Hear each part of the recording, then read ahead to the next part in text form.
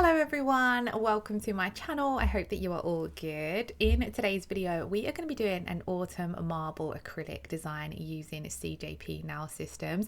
So if you watched my last acrylic video, we used Copper Penny, which is such a stunning shade, and I kind of wanted to put it in a marble with some purple, so I went for Elderberry, which I think is the perfect purple for autumn.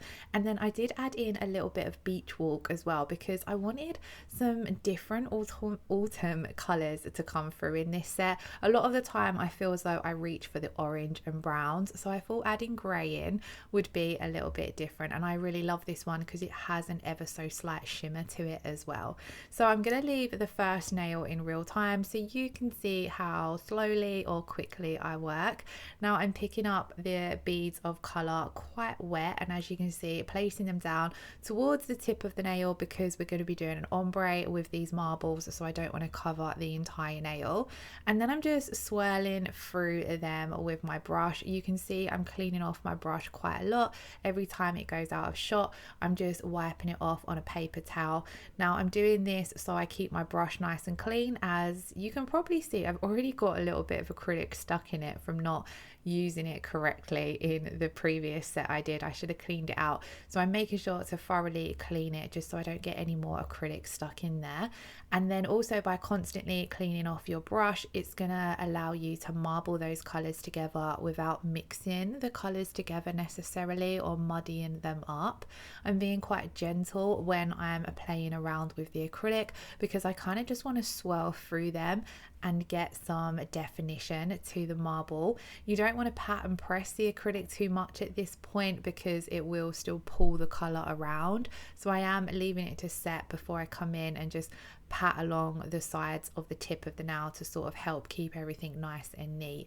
Now I'm working on top of some nail tips in my red iguana hand, so if you was doing this on yourself, you would of course apply your tips or sculpt, and then I'd recommend putting down a thin clear layer as well so that your design is kind of sandwiched between a clear base and a clear encapsulation layer as well.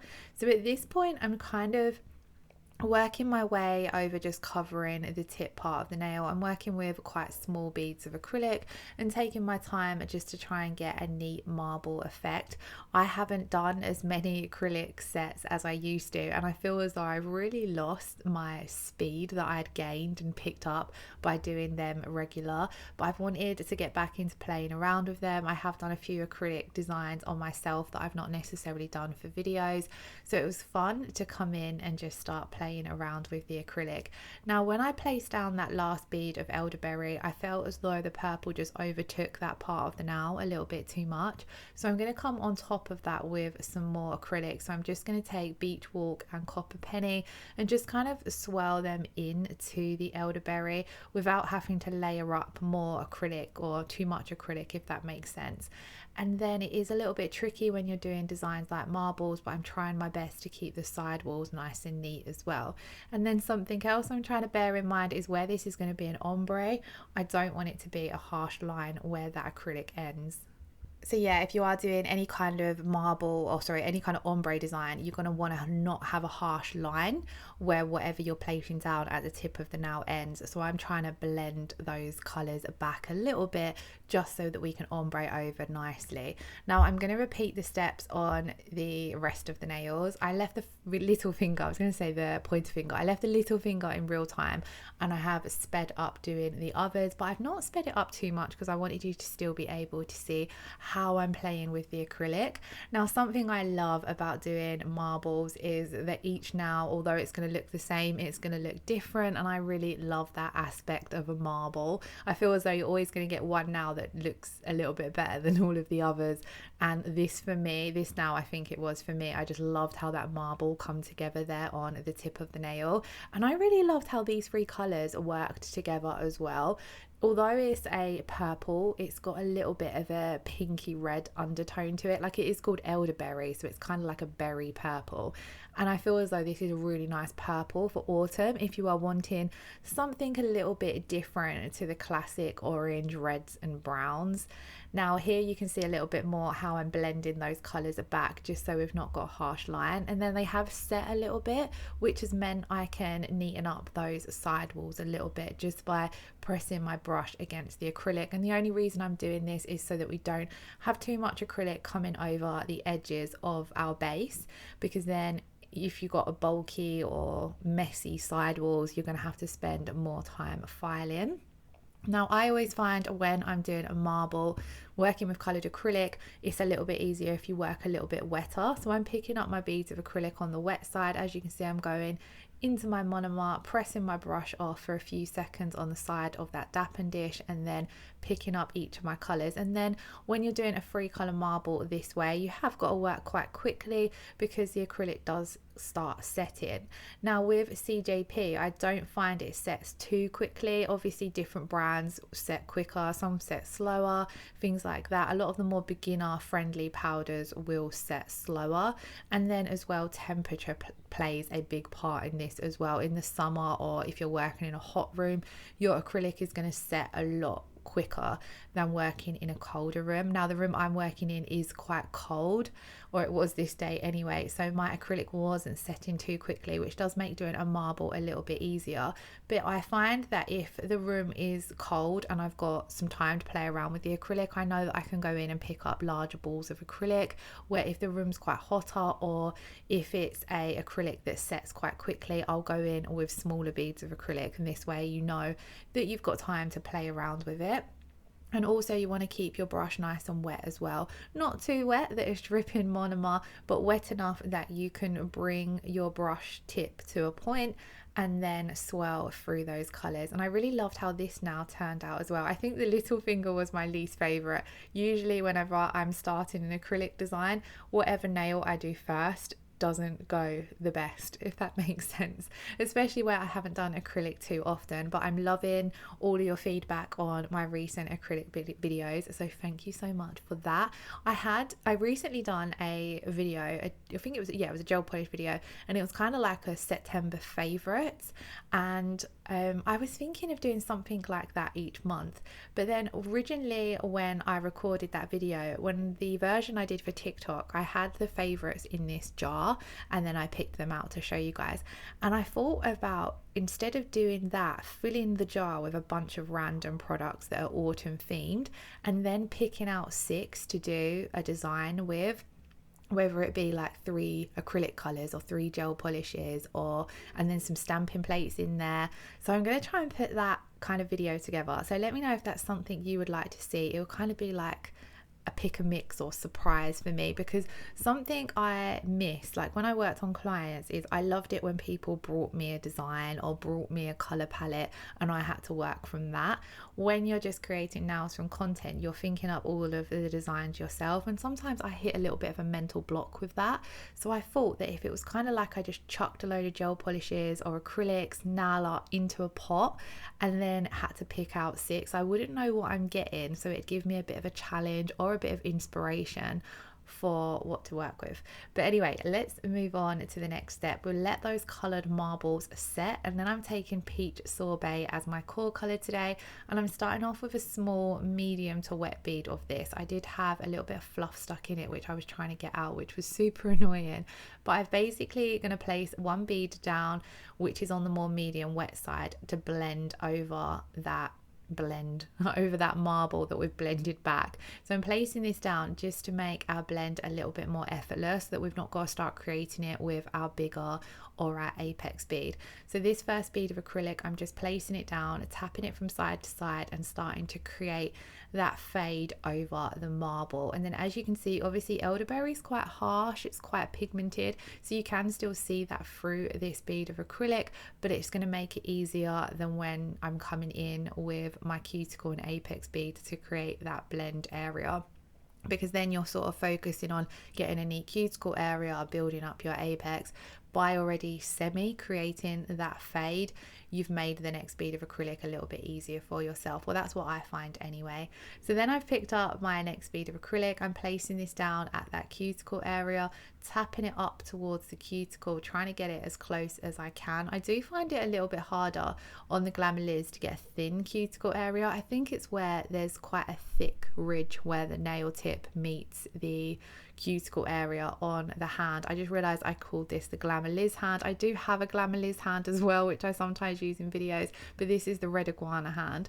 So I do find it a little bit easier to get a more blended cuticle area when I'm working on my own nails. But as you can see, I'm pushing that up towards the cuticle area and then just blending it down, keeping a lot of that product down where I've placed it to build up that apex area, because this is a strength powder, so this doesn't need to be encapsulated. I am going to encapsulate because of the fact that we need to protect the marble and the blend, but this just means that I'm building up a lot of the structure with this color, so I haven't necessarily got to build up too much structure with my clear acrylic, which is something I kind of prefer doing. And then I am going to pick up another small bead of acrylic just to build up that apex area a little bit more, because I did feel as though it felt a little bit thin, and then to bring this down to perfect that blend. So I'm just tapping it into place at the cuticle just so it's nice and neat and there's not kind of any unevenness, and then I'm just pulling this down all the way towards the tip, blending it out over those colors that we've created. So this step is very similar to when you're doing any kind of ombre. The fact that there's a marble underneath, it doesn't really change anything, and I'm just using nice light feathery strokes with my brush to try and blend that as much as possible.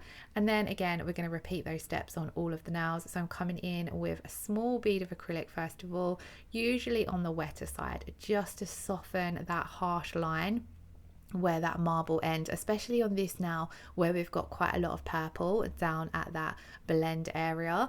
Then I'm picking up my bigger bead of acrylic, pushing this up towards the cuticle area, taking it out from side to side, but trying to leave majority of that product in the center.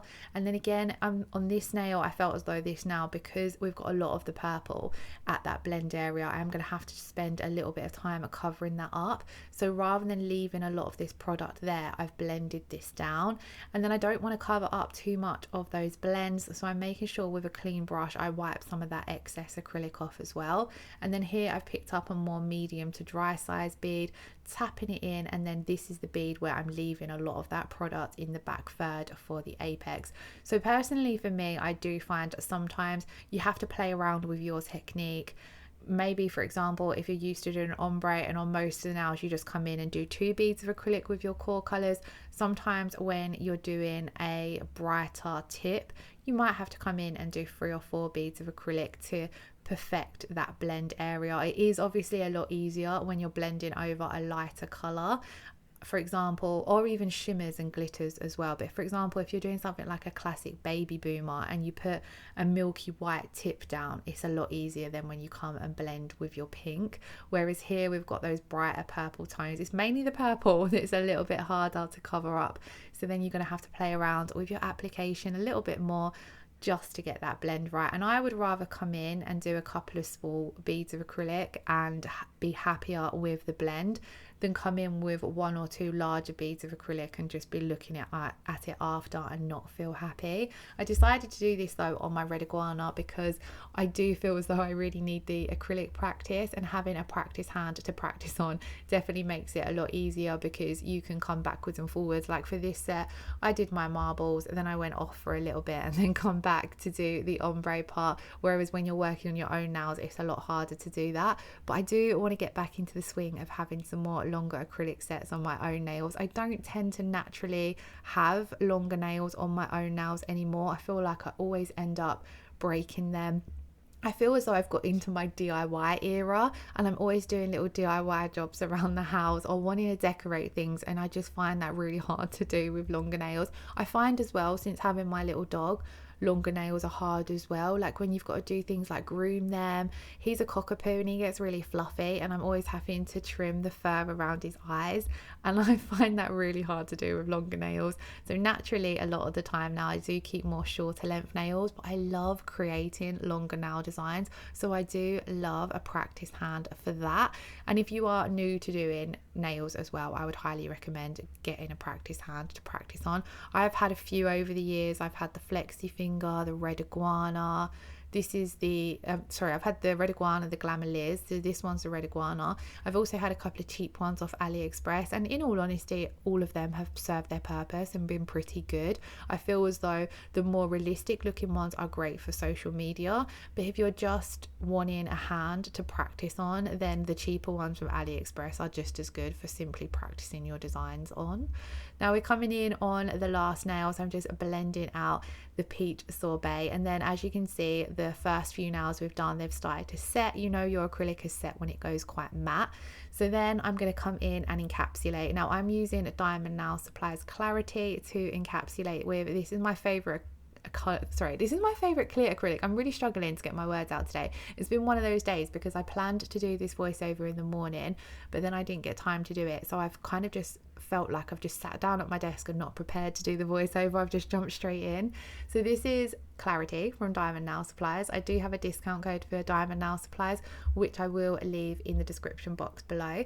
I love this clear acrylic. It's my favorite to work with. Like, I love the consistency of this one. I'm running very low.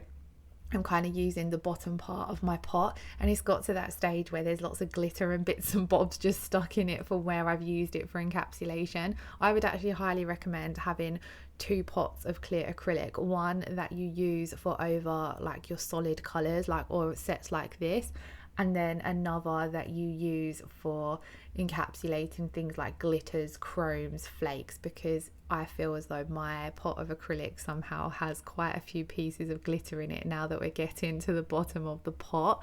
Anyway, let's talk encapsulation. So I'm picking up a medium to large size ball of clear acrylic. I'm picking this up on the wetter side, not too wet though, because personally I do prefer working with a more drier bead of acrylic.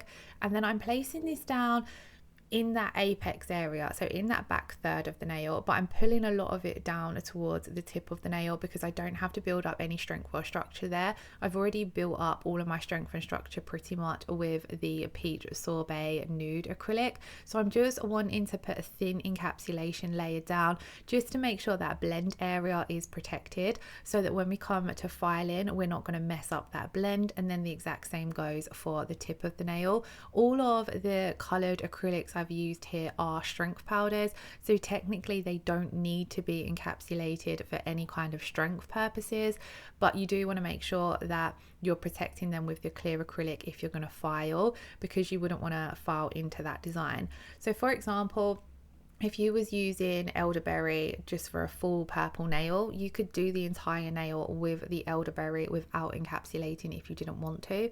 Now again, this is something that differs depending on the color acrylic you're using and the brand. Personally, I always find, even if I'm doing a solid nail, I prefer to go in and just do a thin layer of color and then encapsulate in my clear acrylic anyway. But if you are encapsulating, however you are doing it, you just want to make sure that the end result is that your nail has all of the strength and structure built, so that you've got your apex in the back third, you've got enough strength and structure around that cuticle area. Most importantly, you've got that strength and structure where your tip meets your natural nail, or whether you've sculpted a tip on. You want to make sure that there's enough acrylic there in that stress area, because that's where you tend to get breakages if there's not enough structure built up. I tend to not want a too thick tip, especially when I'm wearing acrylic nails myself, so you want to thin your clear acrylic out as you do get down towards the tip of the nail.